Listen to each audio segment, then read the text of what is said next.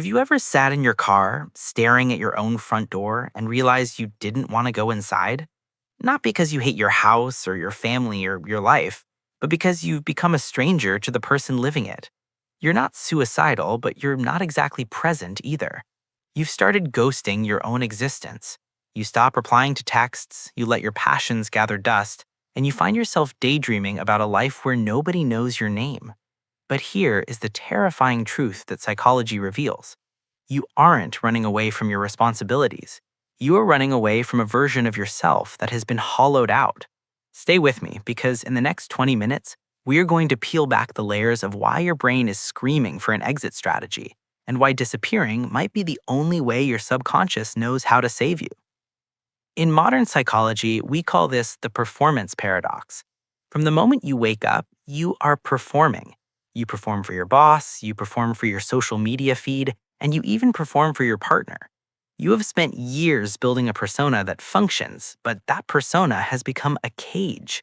When you feel that sudden, overwhelming urge to ghost your own life, it's because the energy required to maintain the fake you has officially exceeded your brain's total power supply. You are experiencing a psychological short circuit. Think about it. When was the last time you did something purely for yourself, without wondering how it looked to the outside world? If you can't remember, you've already started the process of internal disappearance. We live in an era where our brains are being rewired every single hour. You feel like you want to disappear because your reward system is broken. Psychology shows that when we are constantly overstimulated by digital noise, our real life begins to feel like a dopamine desert. Nothing in your actual reality, your job, your morning coffee, your conversations can compete with the high speed intensity of the digital world. Consequently, your brain begins to view your real life as an obstacle to your next hit of stimulation. You start to resent your reality.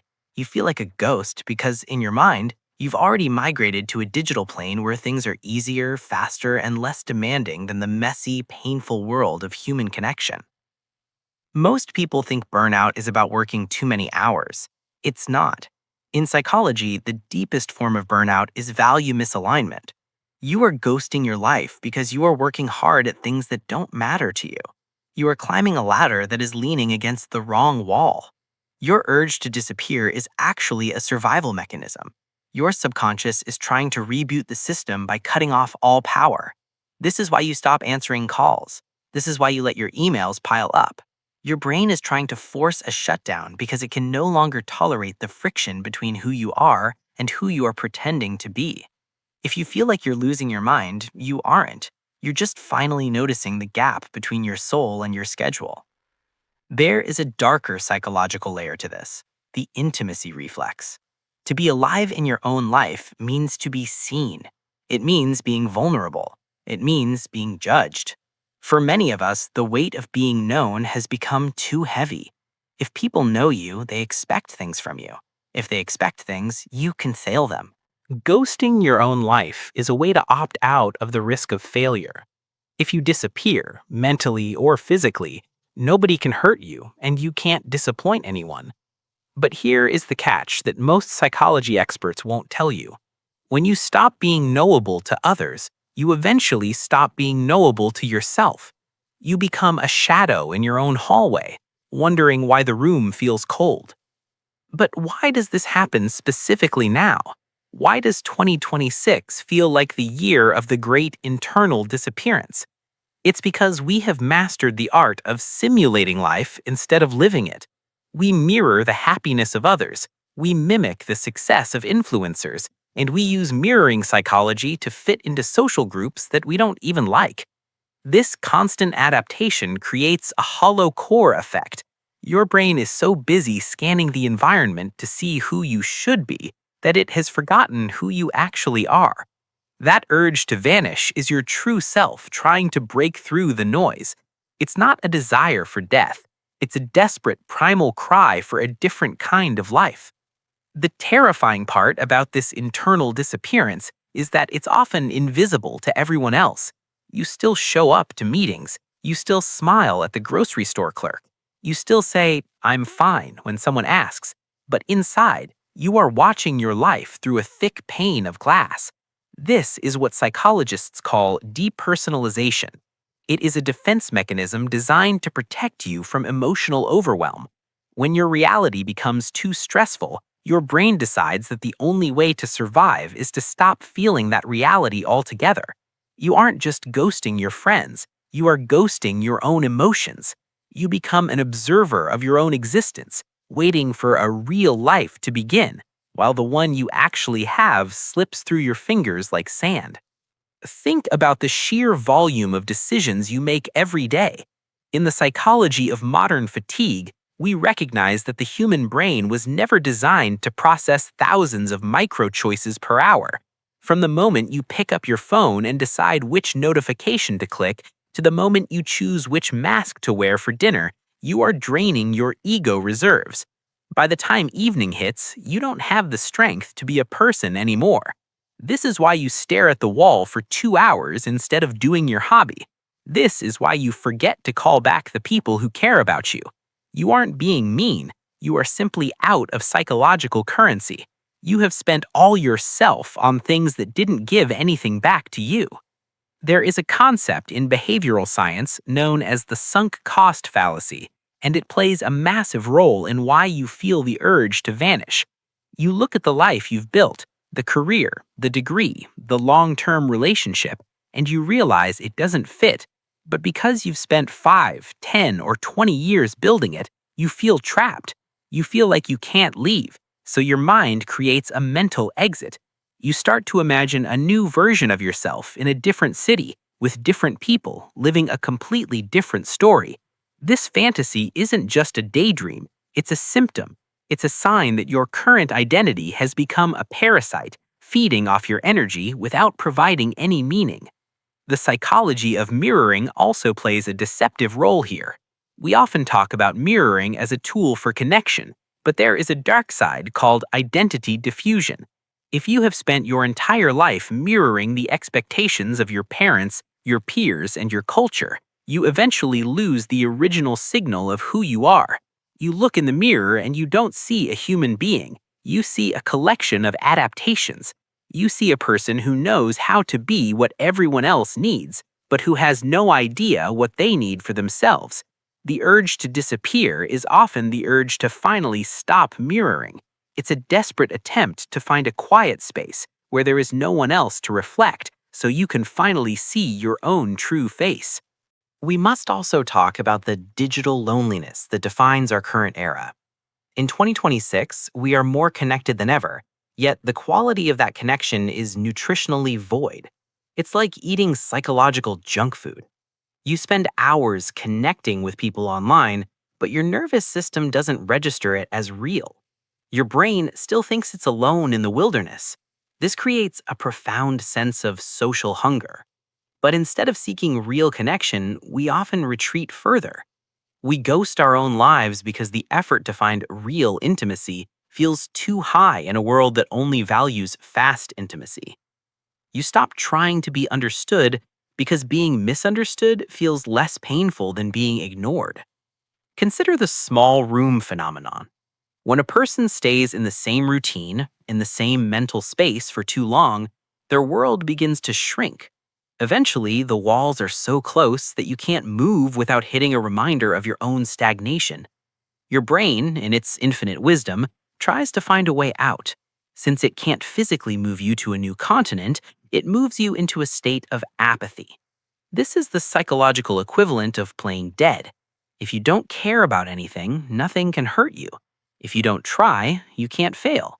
But the cost of playing dead is that you eventually forget how to be alive.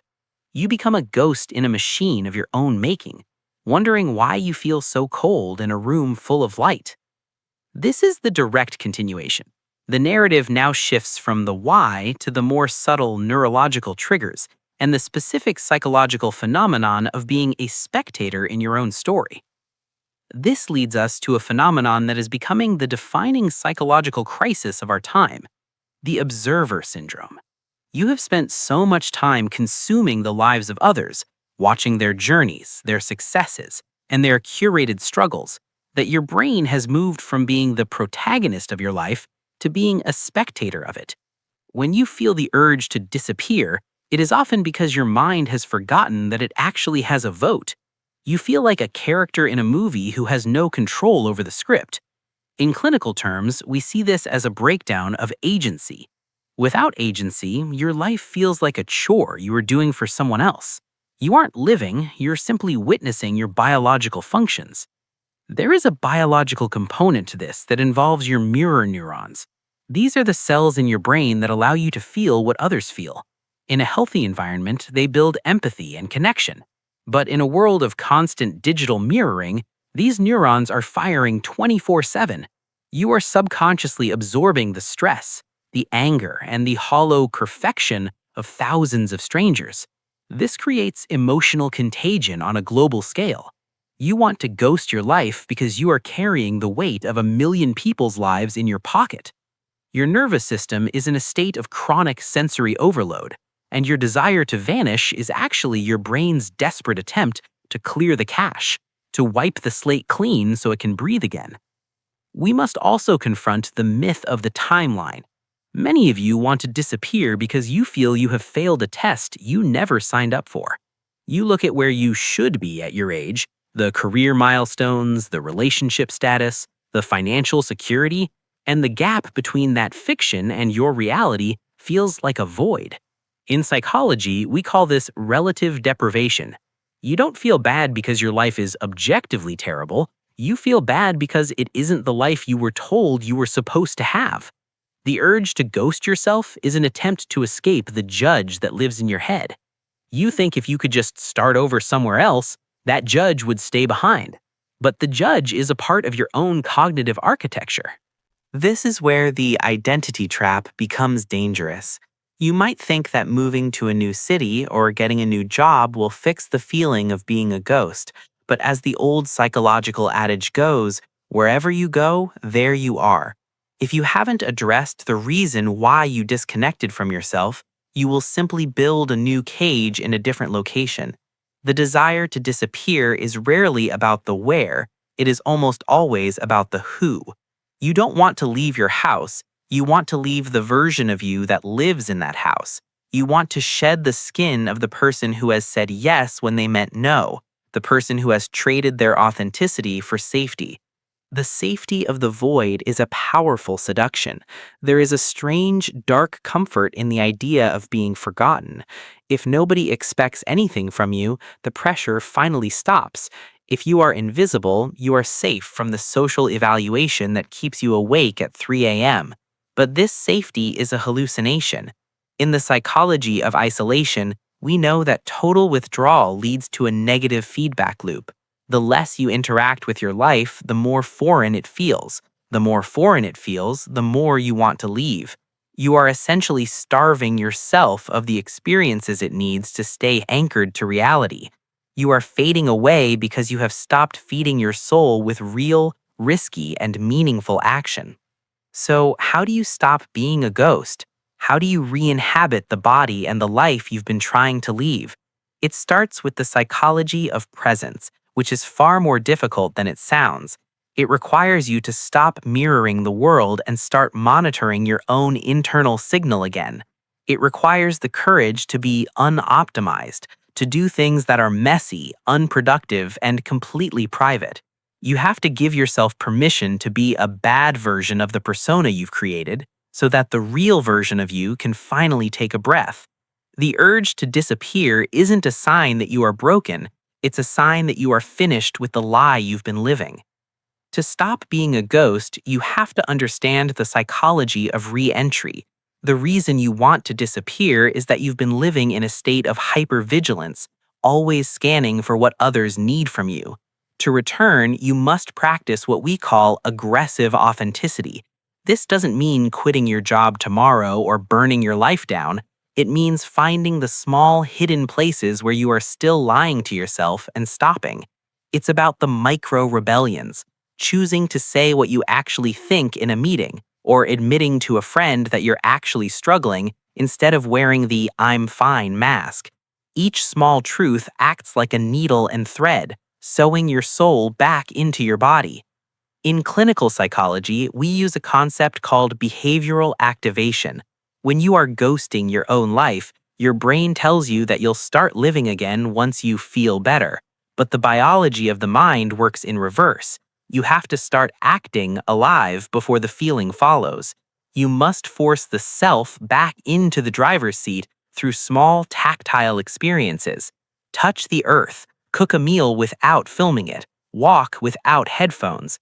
You have to convince your nervous system that the physical world is safe and rewarding again. You are retraining your brain to find joy in the slow dopamine of real existence rather than the fast dopamine of the digital void. There is a profound power in choosing the burden. Much of your desire to vanish comes from carrying burdens that were never yours to begin with. Expectations from parents, societal pressures, or the mirroring of a lifestyle you don't even want. Reintegration happens when you drop those stolen weights and choose a burden that actually means something to you. Psychology teaches us that humans don't actually want a life without struggle. We want a struggle that makes sense. When you find a purpose that is worth the pain, the urge to disappear vanishes. You no longer want to run away from your life because your life finally feels like it belongs to you.